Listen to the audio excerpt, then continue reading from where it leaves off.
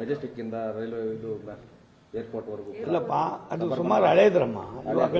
ಸುಮಾರು ವರ್ಷ ನಾವು ಒಂದು ಭಾರತ ಸರ್ಕಾರ ಯಾವುದೇ ಯೋಜನೆಗಳನ್ನ ಸ್ಥಗಿತಗೊಳಿಸಬಾರ್ದು ಅನ್ನೋ ದೃಷ್ಟಿಯಿಂದ ನಾವೇ ಹಿಂದೆ ಮಂತ್ರಿ ಆಗಿದ್ದಾಗ, ನಾನು ಇನ್ಫ್ರಾಸ್ಟ್ರಕ್ಚರ್ ಮಂತ್ರಿ ಆಗಿದ್ದಾಗ, ಸನ್ಮಾನ್ಯ ಬಸವರಾಜ ಬೊಮ್ಮಾಯಿ ಅವರು ಮುಖ್ಯಮಂತ್ರಿಗಳಾದಾಗ ಪ್ರಧಾನಮಂತ್ರಿಗಳನ್ನು ಕರೆದು ಮಾಡಿ 2 ಸ್ಟೇಜ್ ಅಂತ ತೆಗೆದುಕೊಂಡಿದ್ರು. ಬಾಕಿದೆಲ್ಲ ಕುಂಠಿತವಾಗ್ತಾ ಇತ್ತು.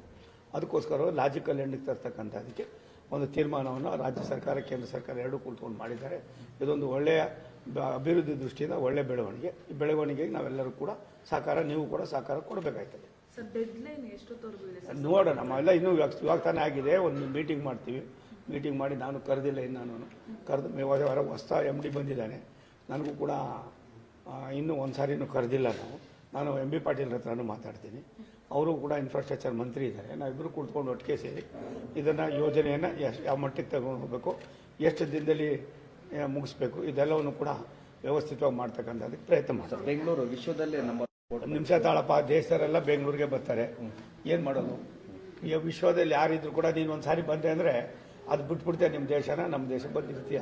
ಅಂದರೆ ಬೆಂಗಳೂರು ಬಗ್ಗೆ ಅಷ್ಟೊಂದು ಅಪಾರವಾದ ಒಂದು ಇನ್ನೂ ಕೂಡ ಹವಾಮಾನ ಮತ್ತೊಂದು ಇದೆ. ನಾಡಪ್ರಭು ಕೆಂಪೇಗೌಡರು ಬೆಂಗಳೂರನ್ನು ಕಟ್ಟಿದಾಗ 4 ಕಡೆ 4 ಗೋಪುರ ಮಾಡಿದ್ವಿ. ಆ ಗೋಪುರ ಉಳಿಸ್ಕೊಂಡಿದ್ದೀವ ನಾವು. ಏನೆಲ್ಲ ಆಗ್ತದೆ. IT-BT ಸಿಟಿ ಇಡೀ ವಿಶ್ವದಲ್ಲೇ ನಂಬರ್ 1 ಇದೆ. ಆಗಿರುವಾಗ ಇದಕ್ಕೆ ಟ್ರಾಫಿಕ್ ಅನ್ನೋದಕ್ಕಿಂತ ಹೆಚ್ಚಾಗಿ ಯಾವ್ಯಾವುದಕ್ಕೆ ಆದ್ಯತೆ ಕೊಡಬೇಕು ನಮ್ಮ ಸರ್ಕಾರ ಇದ್ದಾಗ ನಾವು ಸಾಕಷ್ಟು ಒತ್ತನ್ನು ಕೊಟ್ಟಿದ್ವಿ. ಈ ಸರ್ಕಾರ ಮಾತಾಡ್ತಾ ಇದ್ದೀವಿ ಅನ್ನೋ ಕೆಲಸ ಮಾಡ್ತಾ ಇಲ್ಲ. ಎಲ್ಲೋ ಒಂದು ಕಡೆ ಸರ್ಕಾರಗಳು ಕೂಡ ಎಚ್ಚೆತ್ಕೊಂಡು ಆ ಕೆಲಸಗಳನ್ನು ಮಾಡಬೇಕಾಗ್ತದೆ. ಇದು ಶಾಶ್ವತವಾದ ಬದುಕಲ್ಲ ನಮಗೆ. ಆದರೆ ಬೆಂಗಳೂರಿನಲ್ಲಿ ವಾಸ ಮಾಡ್ತಕ್ಕಂಥವ್ರಿಗೆ, ಬೆಂಗಳೂರು ನಗರವನ್ನು ಇಷ್ಟಪಡ್ತಕ್ಕಂಥವ್ರಿಗೆ ಅವ್ರು ಬೇಕಾಗಿರ್ತಕ್ಕ ಸವಲತ್ತುಗಳನ್ನು ಕೊಡಬೇಕಾದ್ದು ನಾಗರಿಕ ಸಮಾಜದಲ್ಲಿ ನಮ್ಮ ಕರ್ತವ್ಯ ಇದೆ. ಆ ಕರ್ತವ್ಯನ ಭಾರತ ಸರ್ಕಾರ ತುಂಬ ಸನ್ಮಾನ್ಯ ನರೇಂದ್ರ ಮೋದಿಯವರು ಕರ್ನಾಟಕವೂ ಕೂಡ ಅಭಿವೃದ್ಧಿ ಪಥ ಹೋಗಬೇಕು ಅನ್ನೋ ಪಥದತ್ತ ಕೊಂಡೊಯ್ಯಬೇಕು ಅನ್ನೋದು ನಮ್ಮ ರಾಷ್ಟ್ರದ ನಮ್ಮೆಲ್ಲರ ನೆಚ್ಚಿನ ರಾಷ್ಟ್ರದ ಪ್ರಧಾನಿಗಳಾದ ನರೇಂದ್ರ ಮೋದಿಯವರ ಸಂದೇಶ ಇದೆ. ಇದನ್ನು ಮೈಗೂಡಿಸ್ಕೊಂಡು ಕೆಲಸ ಮಾಡೋಣ. ಏನು ಇವತ್ತು ದಿನ ಬೆಳಗಾದರೆ ಟೀಕೆ ಟಿಪ್ಪಣಿ ಮಾಡಿಕೊಂಡೆ ಕಾಲ ಕಳೆಯೋದ್ರಿಂದ ಎಲ್ಲವೂ ಆಗೋದಿಲ್ಲ. ಆದರೆ ಯಾವುದಕ್ಕೆ ಆದ್ಯತೆ ಕೊಡಬೇಕು, ಯಾವುದು ಮಾಡಿದ್ರೆ ಒಳ್ಳೇದಾಗ್ತದೆ. ಎಲ್ಲ ಒಂದು ಕಡೆ ಒಂದು 10-12 ಕಿಲೋಮೀಟ್ರ್, 20 ಕಿಲೋಮೀಟ್ರ್, 30 ಕಿಲೋಮೀಟ್ರ್ ನಾನು ಅಂಡರ್ಗ್ರೌಂಡ್ ಮಾಡಿಬಿಟ್ರೆ ಇವೆಲ್ಲ ಆಯ್ತವ. ಅದಕ್ಕೆ ಏನು ಬೇರೆ ಬೇರೆ ಪರ್ಯಾಯದ ವ್ಯವಸ್ಥೆ ಏನು, ಉಪನಗರಗಳೇನು, ಸ್ಯಾಟಲೈಟ್ ಟೌನ್ಗಳೇನು, ಮತ್ತೊಂದೇನು, ಇವೆಲ್ಲ ಚಿಂತನೆ ಮಾಡುವಾಗ ನಾವು ಹೇಳಿದ್ದೇ ಸರಿಯಲ್ಲ. ನಮಗಿನ್ನ ಬುದ್ಧಿವಂತರು ತುಂಬ ಜನ ಇದ್ದಾರೆ. ಅವ್ರಿಗೆ ಅವಕಾಶ ಸಿಕ್ಕಿರೋದಿಲ್ಲ.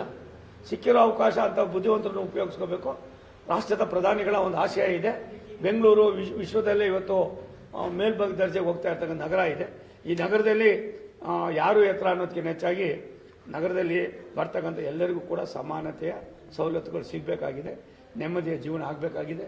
ಈ ನಿಟ್ಟಿನಲ್ಲಿ ನಾವು ಕೂಡ ಭಾರತ ಸರ್ಕಾರ, ರಾಜ್ಯ ಸರ್ಕಾರ ಯಾವ್ಯಾವ ರೀತಿಯಲ್ಲಿ ಸ್ಪಂದಿಸಬೇಕು ಅನ್ನೋದು ಅವ್ರು ತೀರ್ಮಾನ ಮಾಡಬೇಕಾಗಿತ್ತು. ನಮ್ಮ ಇತಿಮಿತಿಯಲ್ಲಿ ಭಾರತ ಸರ್ಕಾರ ಒಂದು ಸಣ್ಣವೂ ಕೂಡ ಅಪಚಾರ ಆಗದಾಗೆ ಕರ್ನಾಟಕದ ರಾಜಧಾನಿ ಬೆಂಗಳೂರಿಗೆ ನಾವು ಹೆಚ್ಚಿನ ಆದ್ಯತೆಯನ್ನು ಕೊಡ್ತಕ್ಕಂಥದ್ದು ನಿಮಗೂ ಕೂಡ ಗೊತ್ತಿದೆ. ಇದು ನಮ್ಮ ಕರ್ತವ್ಯ ಇಷ್ಟೇ. ದೇಶ ಬೆಳಿಬೇಕಾದ್ರೆ ರಾಜ್ಯಗಳು ಬೆಳಿಬೇಕು. ರಾಜ್ಯ ಬೆಳಿಬೇಕಾದ್ರೆ ಜಿಲ್ಲಾ ಕೇಂದ್ರಗಳು ಬೆಳಿಬೇಕು. ಜಿಲ್ಲಾ ಕೇಂದ್ರಗಳು ಬೆಳಿಬೇಕಾದ್ರೆ ತಾಲೂಕಾ ಕೇಂದ್ರ ಬೆಳಿಬೇಕು. ಹೀಗೆ ತಾಲೂಕಾ ಕೇಂದ್ರ ಬೆಳಿಬೇಕಾದ್ರೆ ಹೋಬಳಿ ಬೆಳಿಬೇಕು. ಹೋಬಳಿ ಬೆಳಿಬೇಕಾದ್ರೆ ಪಂಚಾಯತಿ ಆಗಬೇಕು. ಈ ಎಲ್ಲವನ್ನು ಕೂಡ ಗಮನದಲ್ಲಿ ಇಟ್ಕೊಂಡು ಇವತ್ತು ನಾವು ಏನೆಲ್ಲ ಸ್ಕೀಮ್ಗಳನ್ನು ತಂದಿರೋದ್ರ ಜೊತೆಯಲ್ಲಿ ಭಾರತ ಸರ್ಕಾರ ಸನ್ಮಾನ್ಯ ನರೇಂದ್ರ ಮೋದಿಯವರು ವಿಶೇಷವಾಗಿ ಕರ್ನಾಟಕಕ್ಕೆ ತನ್ನದಾದಂಥ ದೊಡ್ಡ ಕೊಡುಗೆಯನ್ನು 11 ವರ್ಷಗಳಿಂದ ಕೊಡ್ತಾ ಇದ್ದಾರೆ. ಅದನ್ನು ಮುಂದೆಯೂ ಕೂಡ ಮುಂದುವರಿಸ್ಕೊಂಡು ಹೋಗ್ತಕ್ಕಂಥ ಸೂಚನೆಗಳನ್ನು ಅನ್ನೋದಕ್ಕಿಂತ ಹೆಚ್ಚಾಗಿ ಅವರ ಸಂಕಲ್ಪ ಇದೆ. ಆ ಸಂಕಲ್ಪಕ್ಕೆ ತಕ್ಕಂತೆ ರಾಜ್ಯ ಸರ್ಕಾರ